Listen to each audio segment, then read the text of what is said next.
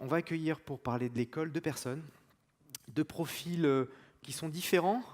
Et en même temps, vous verrez que peut-être que quelque part, sur un certain nombre d'aspects, ces profils se rejoignent. Je vous demande d'accueillir Willy Leloutre et Roland Coma.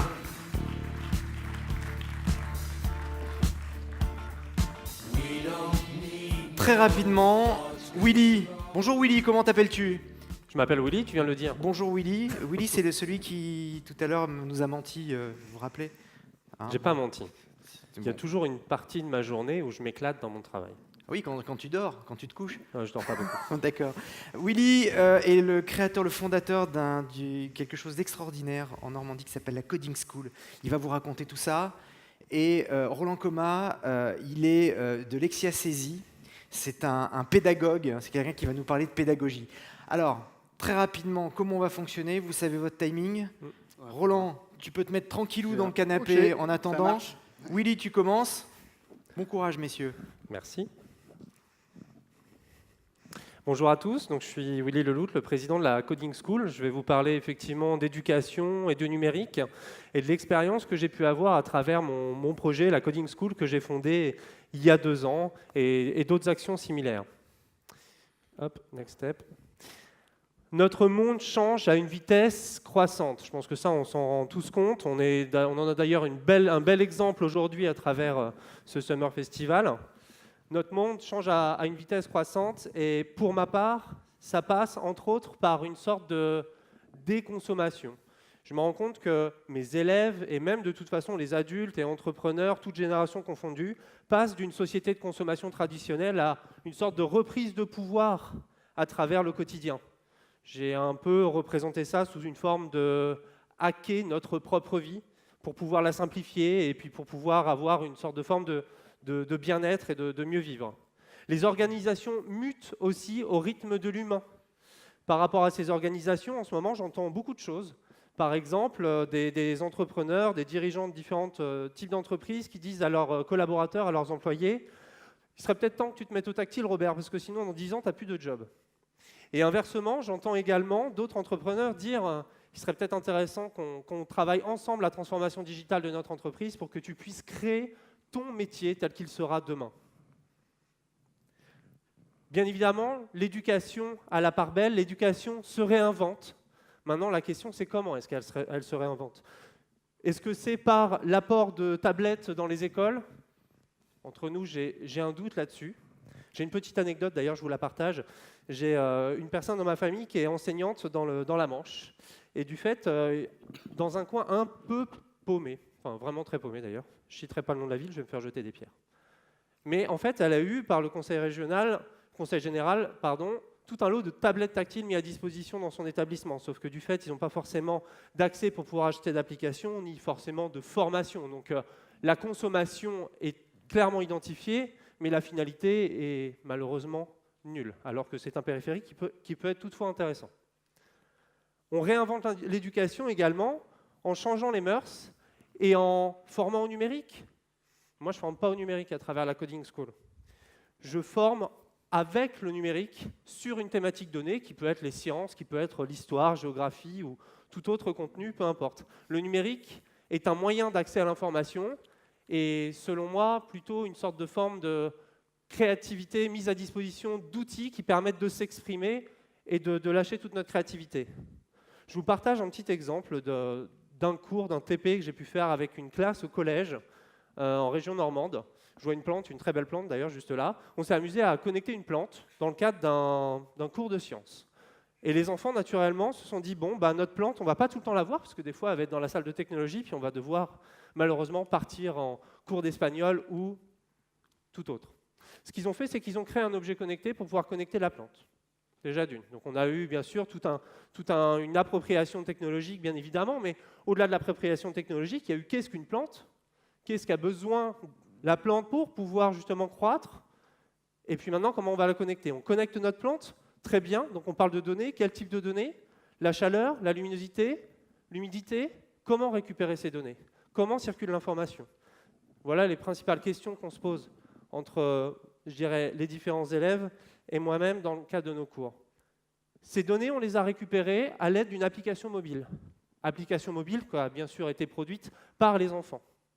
Donc une application mobile Android qui récupérait ces données. Mais les enfants ne sont pas arrêtés là. Ils se sont dit, bon, notre plante, elle a une vie et on aimerait bien gamifier l'éducation de notre éducation à travers justement ce jeu autour de la plante. Bon, ce qui s'est passé, c'est que la plante a eu un site internet, c'était un haricot. www.borntobeanalive.com. C'était très sympa. Et puis, elle a eu aussi un compte Instagram. Bon, très honnêtement, j'ai aussi découvert en fin de cycle qu'elle a eu aussi un compte Snapchat, donc il y avait la plante aux toilettes, etc. Bref, les enfants savent très bien faire circuler l'information et jouer des différents réseaux. D'ailleurs, j'ai l'impression qu'en fait, mes élèves parlent d'une sorte de nos réseaux. L'information circule par tous les moyens, et à partir du moment où je leur ai donné la capacité d'utiliser, de croiser le virtuel et le réel, ils ont commencé à me faire des alchimies absolument improbables. Donc pour moi, l'éducation au numérique, ce n'est pas simplement apprendre à coder, apprendre un langage informatique. D'ailleurs, c'est très élitiste, on parlait à l'instant d'élitisme. Le code à l'école, c'est présent depuis un certain nombre de temps. On apprenait le C, le Python, le PHP ou autre à l'école il y a quelques années. C'est très sympa, hein, soit dit en passant, de faire du Python, mais assez élitiste. Du fait, la matière d'accès-élitisme a été supprimée et le code commence à revenir à l'école sur toute la chaîne pédagogique et éducative d'ailleurs, de fait. Le code, il arrive comment? Il arrive de façon plutôt visuelle. On apporte aux enfants une nouvelle façon de penser, une nouvelle façon de s'exprimer, et pas simplement une syntaxe informatique, comme je viens de le dire. Il y a une semaine, j'ai été à un événement à Dublin, Codeur Dojo, Colos Project. Les meilleurs codeurs, jeunes codeurs au monde étaient rassemblés de 5 à 15 ans. Quel est le résultat? Je m'attendais à voir une élite sponsorisée par Microsoft, Google, Facebook et autres géants industriels. Et ce que j'ai découvert, c'est des projets citoyens, comme là, du fait, la petite qui était en train de présenter les différents animaux sur la planète avec une sorte de storyboard qui est connecté, du fait, et un jeu qui mixe le virtuel et le réel. Ce que j'ai pu voir aussi, c'est des projets sous forme d'accessibilité.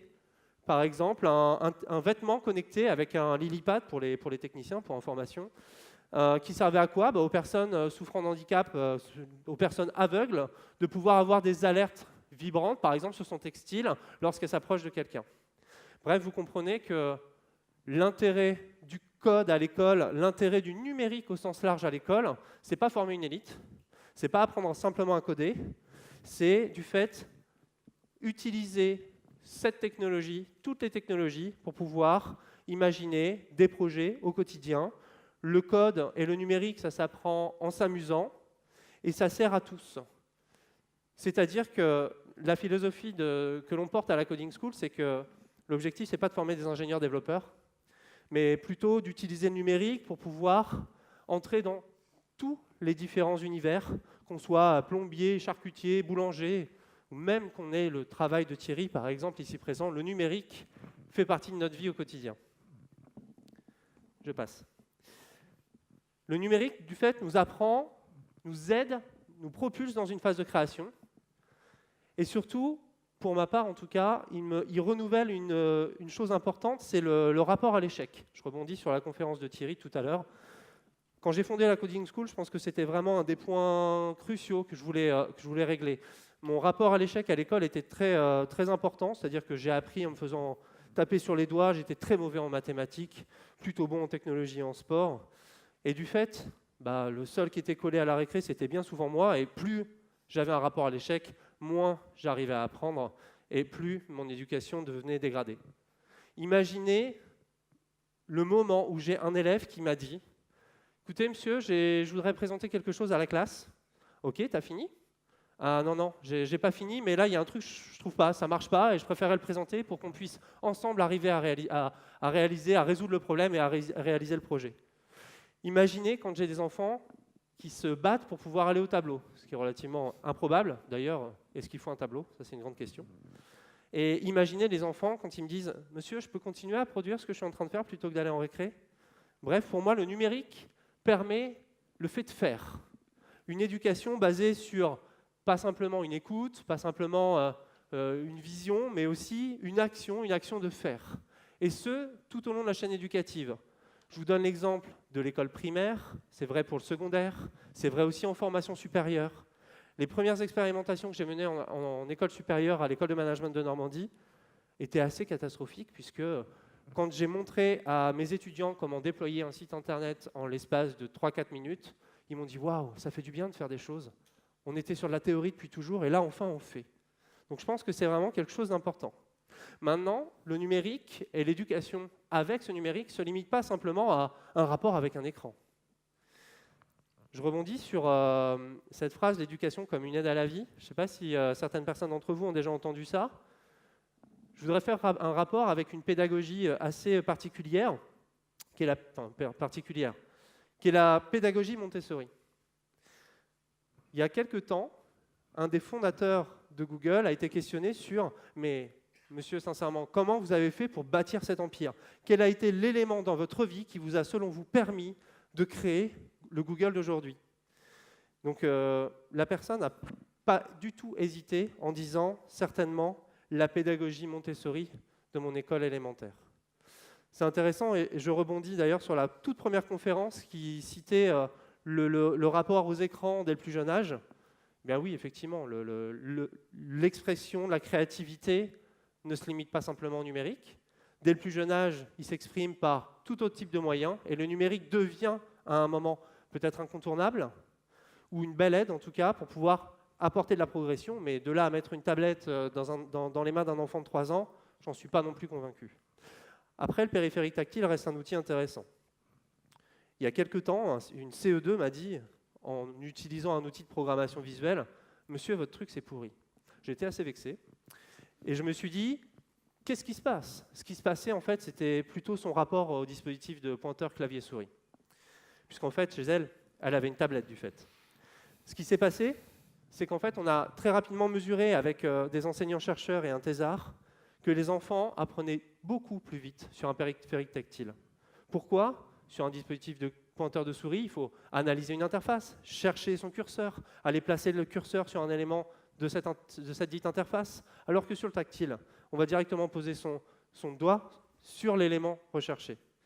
Donc le tactile a du bon, le tactile a du moins bon, bref, le numérique, l'informatique outil n'est pas totalement mort, mais pour moi, l'éducation au numérique, ça passe surtout sur une considération qui permet de s'exprimer et de libérer sa créativité. Roland va en parler tout à l'heure, mais l'école est-il possible sans les profs? J'ai envie de dire oui et non, bien évidemment. Je pense que le rapport de l'enseignant par rapport à l'enfant change drastiquement du fait que mes enfants s'auto-forment. D'un cours à un autre, en primaire, au collège ou autre, mes enfants ont évolué sans moi. Ça passe par quoi? Par YouTube, bon, entre autres. Les enfants s'auto-forment et j'ai vu très rapidement des enfants devenir meilleurs que certains de mes animateurs en très peu de temps. Ce qui change, c'est qu'aujourd'hui, l'enseignant doit faciliter l'accès à un contenu plus que formaliser et diffuser stricto sensu un contenu, selon moi. Je terminerai sur plusieurs choses. On dit souvent que l'homme raisonnable s'adapte au monde qui l'entoure, et l'homme déraisonnable, selon vous, du coup, il s'obstine à adapter le monde à lui-même. Et c'est ce que je voulais transmettre à travers cette conférence, c'est qu'aujourd'hui, on a toutes les clés pour pouvoir faciliter notre quotidien. Ça passe par une éducation, ça passe par des technologies numériques, et ça termine sur des nouveaux usages. Je vous remercie. Merci Willy. Merci d'avoir presque réussi à tenir le timing. Presque. C'est pas toi qui devras payer l'apéro, tant pis. C'est pas mal. On passe la parole à Roland, tu peux te rasseoir. Donc Roland, Roland. Une autre vision sur un schéma éducatif plus traditionnel, mais vous verrez que justement, pas si traditionnel que ça, n'est-ce pas Roland? Pas si traditionnel que ça, exactement. Donc moi, je voulais vous parler de l'école sans les profs, et puis je voulais dire aussi, ou pas, vous doutez bien qu'effectivement, je suis un prof dans une école d'informatique. Donc c'est quoi un prof? Donc en quelques mots, rapidement, on va dire c'est quelqu'un qui a le savoir, qui le transmet, on va parler de pédagogie aussi. Aujourd'hui, ce qu'on va trouver, c'est plein d'outils. Donc, tout à l'heure, Willy en parlait rapidement. On a des outils en blending learning, e-learning, enfin tout ce qu'il faut pour apprendre tout seul et en autonomie. Et effectivement, on peut aussi envisager qu'avec une tablette ou avec d'autres outils, genre des tableaux interactifs, effectivement, ça devient assez simple. Là, on voit, il y a YouTube ou un tuto, et où là, vraiment, on a vraiment tout ce qu'il faut, les outils nécessaires. Quelqu'un qui veut se former, je dirais, à n'importe quoi, effectivement, il va sur YouTube et il va trouver un tuto. On peut même trouver des tutos pour réparer sa voiture. Ceci dit, pour réparer ma voiture, moi, une fois, j'ai essayé. Finalement, ça m'a coûté... Fais comme si j'étais pas là. Non, je fais comme si t'étais pas là. Finalement, ça m'a coûté un petit peu plus cher parce qu'au final, j'ai cassé des trucs. Et effectivement, là, au passage, vous voyez un livre. Ah, voilà. Donc, autre point de vue, là, je fais un petit retour dans le passé. Si on considère une citation d'Albert Einstein qui dit « Tout le monde est un génie, mais si vous passez votre temps à essayer d'apprendre à un poisson rouge à grimper aux arbres, eh ben, il va croire il va passer le reste de sa vie à croire qu'il est stupide. » Donc ça, c'est une petite citation pour dire qu'effectivement, on parle de l'école sans les profs, mais que l'école, c'est aussi pour former plusieurs personnes. Et plusieurs personnes et avec des affinités et des compétences différentes. Donc ça me paraît être important de pouvoir différencier un petit peu le contenu d'une formation, quelle qu'elle soit. Bon, là, c'est Einstein qui voulait apprendre à grimper à un poisson. Il faut savoir que quand j'ai fait la petite recherche, j'ai trouvé cette image d'un poisson qui grimpe vraiment aux arbres. C'est un dipneust. C'était à côté, c'était l'image d'à côté. Donc comme quoi, effectivement, en forçant un petit peu, on peut y arriver. Je vous dis ça là en rigolant, mais c'est d'expérience. Moi, je suis dans une école d'informatique. Ça m'est déjà arrivé d'avoir des étudiants qui clairement ne voulaient pas faire ça, qui avaient été un petit peu forcés d'être là. Et c'est pas facile. C'est dur parce que du coup, on essaie de les forcer à apprendre quelque chose. Et en fait, ils arrivent à avancer un petit peu, mais ils se forcent vraiment. Donc ce qu'il faut, c'est peut-être plus regarder un petit peu plus dans le détail et voir quelles sont leurs compétences, leurs possibilités, et individualiser le plus possible. Voilà. Pour individualiser le plus possible, on est obligé de repartir sur la pédagogie. Et là, je vais dire un petit peu juste un mot, c'est qu'on apprend de 20% de ce qu'on lit, 30% de ce qu'on entend, 40% de ce qu'on voit. Enfin bref, dans cette étape-là, en fait, on est passif. On est d'accord que quand on entend ou qu'on voit, c'est qu'on est passif. On assiste à un cours, clairement. Alors que quand on retient 50% de ce qu'on dit, 60% de ce qu'on fait et 90% de ce qu'on voit, entend, dit et fait. Où là, par contre, on est clairement actif. Donc l'idée vous vous doutez bien, en fait, je vais parler de pédagogie, mais je ne vais pas parler de n'importe quelle pédagogie, je vais parler de pédagogie active. Avec un point d'interrogation pour bien montrer que c'est vraiment une question qu'on se pose. Là, encore une fois, là, je vous montre la photo du bonhomme, là. C'est Célestin Freinet. En fait, c'était en 1960 et quelques, où il a fondé un mouvement de l'école moderne, 1960. Oui, je reviens encore un petit peu dans le passé.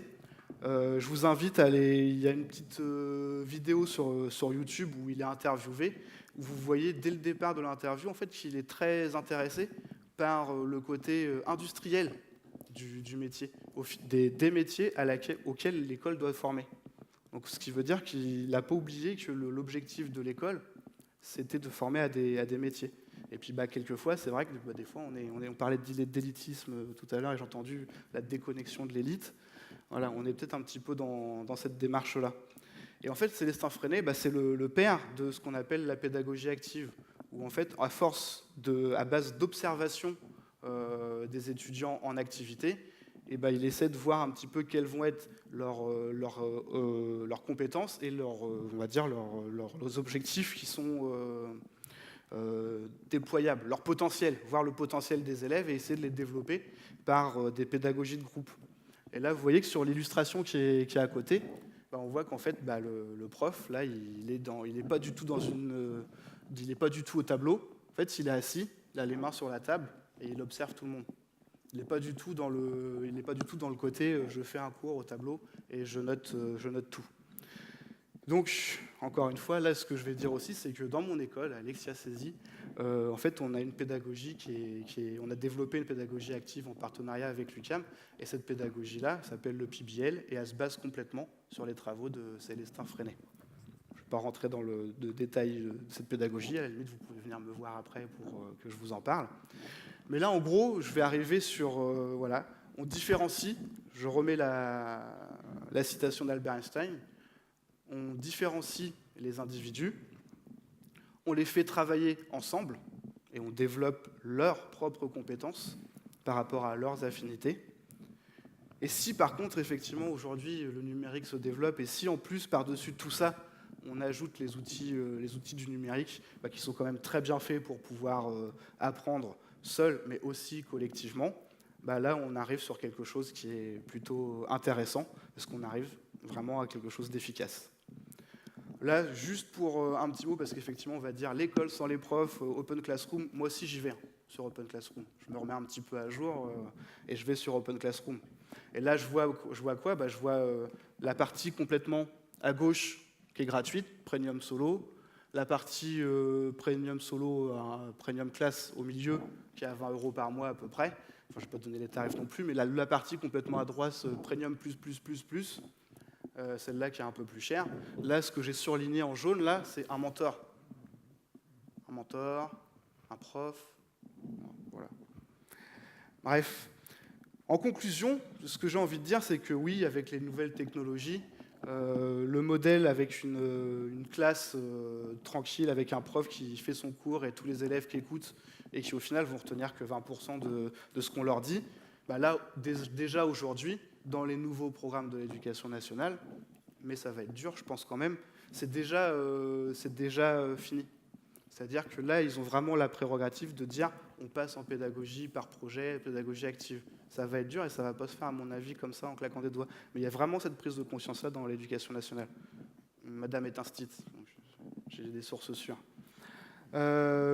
Si on considère aujourd'hui le modèle, ce modèle-là, l'ancien modèle, il est clairement terminé. On va sûrement passer sur des pédagogies actives qui vont être plus performantes, plus individualisées et qui vont permettre aux étudiants de réellement s'orienter comme il faut.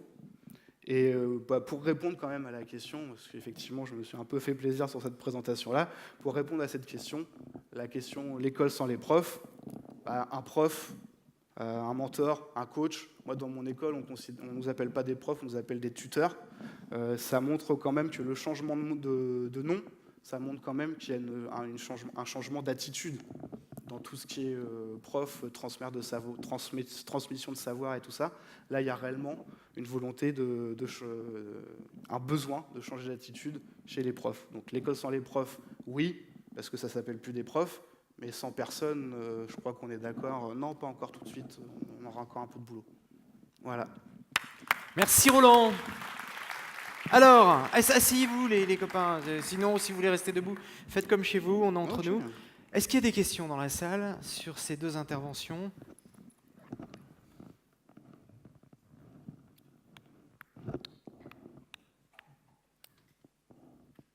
Vous n'êtes pas sympa parce que je vais être obligé de poser une question. Bien, justement, moi... merci Arnaud. On est sauvé. Bonjour Arnaud, comment t'appelles-tu ? Bonjour, je m'appelle Arnaud. Alors je réfléchis à une question, attends un peu. Donc là, on a pas mal parlé de l'auto-apprentissage, on va dire, des élèves, mais de manière guidée quand même.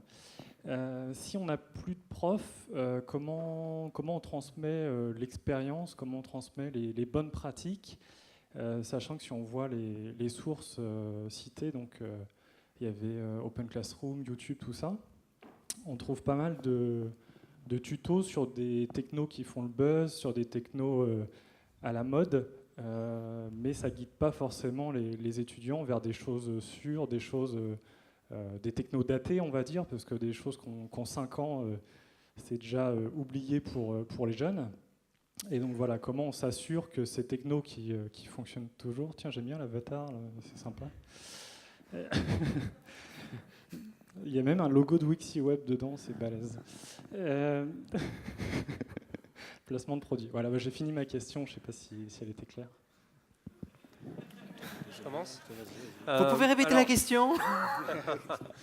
Là, on est très orienté techno, en sachant que la façon dont je transmets les choses, c'est plutôt rendre accessible la technologie et justement casser cette technologie. Mais juste pour rentrer pour répondre à la question, je pense qu'il faut de toute façon effectivement des personnes qui partagent leur expérience. L'école sans les profs, c'est une utopie et c'est pas du tout réaliste. Maintenant, le métier d'enseignant évolue drastiquement du fait, comme je l'ai expliqué. Maintenant, la techno, c'est quoi ? Quand on va par exemple en licence pro Webmaster à Caen, on se rend compte que les technos utilisés par les enseignants sont complètement obsolètes par rapport à ce qui se passe sur le terrain. Quand on passe d'une entreprise à une autre, ce qui a été mon cas à raison de 2 ou 3 ou 4 fois peut-être, en 10 ans, on se rend compte que les technologies qu'on utilisait d'une entreprise à une autre sont complètement obsolètes. Donc maintenant, quelle est la technologie ? Aujourd'hui, je travaille en parallèle de la Coding School dans une structure qui s'appelle Soyuz, dans laquelle on travaille sur de l'applicatif et sur tout un beau lot de belles technos comme le machine learning, l'IA et co. Et du fait, on commence à jouer avec des superbes technologies toutes neuves, React et compagnie, qui viennent tout droit d'Instagram. Est-ce que c'est les bonnes technologies à employer ? J'ai envie de dire, il faut aussi se faire sa propre idée, tester, lire les docs, read the notice, juste simplement lire la doc, et puis après, petit à petit, éprouver si on peut les technologies avant de passer sur des projets en prod, des structurants. Maintenant, ça c'est vrai en théorie. Sur la vraie vie, en règle générale, ce qui se passe, c'est que les développeurs se disent bon alors du coup, il y a un nouveau projet, pour qui Airbnb ? Ah, j'aimerais bien tester cette technologie, on y va, go, allez, on teste, puis on verra bien ce qui va se passer. J'ai envie de dire, voilà, c'est assez délicat parce qu'il y a un vrai gap sur la technologie en elle-même entre ce qui est enseigné à l'école, là on parle plutôt de formation supérieure vu les technologies comme tu l'entends, ce qui se passe sur le terrain et le terrain entre les différentes entreprises et le terrain en fonction des clients avec lesquels ou des partenaires avec lesquels on va travailler. Je ne travaille pas du tout avec les mêmes technologies si je bosse sur un projet français ou étranger. Enfin, c'est assez flou pour ça. Je pense qu'il y a 2 choses. Il y a effectivement des retours d'expérience à avoir et pour ça, sur Internet, on peut en avoir aussi. Je suis le premier à dévorer des TED Talks, à dévorer les conférences du Summer Festival de Normandie Web Expert. Classe. Voilà, enfin, le retour d'expérience, on peut l'avoir même sans les profs, puisque eux créent ce contenu et il devient très vite accessible. Le chèque, tu le vends en euros ou en livres sterling? Je sais pas, on verra. D'accord. Et puis moi, Roland? je compléterais bien un petit peu, parce que il y a une petite chose que j'ai oublié de dire tout à l'heure. Dans ses travaux, Célestin Freinet, le père de la pédagogie active, en fait, il se base aussi sur un vieux philosophe, encore beaucoup plus vieux, qui faisait de la maïotique. Et en fait, c'était l'art de... je dirai après pourquoi je dis tout ça. Hein. C'était l'art de poser des questions pour aider l'autre, enfin la personne à qui on posait des questions, à avancer dans son raisonnement. Et en fait, dans ces pédagogies actives-là, en fait, pour parler clairement, puis arrêter de parler des vieux philosophes, quand un étudiant vient me voir et qu'il me pose une question, je ne fais que lui reposer une question. Pour tout ça, pourquoi ? Pour développer son sens critique, développer son analyse et son raisonnement. Et pourquoi je disais tout ça déjà ? C'est peut-être aussi parce qu'on n'a pas la réponse. Voilà. Non, c'est parce que les nouvelles technologies, elles bougent tout le temps. Et que effectivement, l'idée d'une école, c'est d'aider et les étudiants à développer tout le raisonnement et apprendre le plus rapidement possible les nouvelles technologies. Je pense que ça, c'est un point qui est assez important. Une autre question. Séverin.